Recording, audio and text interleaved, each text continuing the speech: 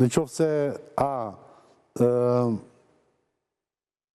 Macron do t'i kthente dorë, B, të kapshim në flagrancë Macronin duke goditur Brigittën, që do ndodhte? Karriera ti të kështë marrë fund? Po, le të themi shoqatat e grave, feministe, të devotshme dhe gjithçka që do të lidhej me dhunën në familje kundër gruas e gjithçka do të amplifikohej në mënyrë, le të themi, gjeoplanetare, për e rimarrë dhe unë. Nuk është kurioz se kjo për Laertin që kërkon të martohet.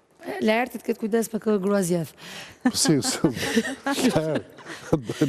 po për te kësaj kuptohet që e parë nga këndvështrimi tjetër një burr për shumë karakteristika fizike që ka do të ishte e papranueshme që të godasi një grua pikërisht për çështjen e forcës fizike. Do ishte dhunë familje pa dyshim, diskutohet direkt. Flasim për presidentin e Francës, nuk flasim për...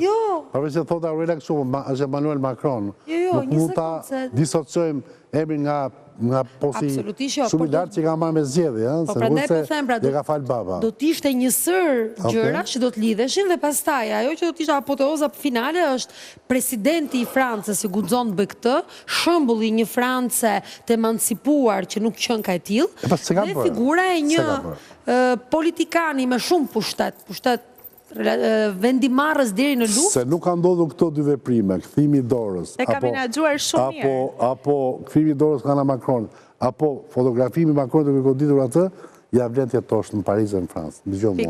Është vendi më demokratik në botë.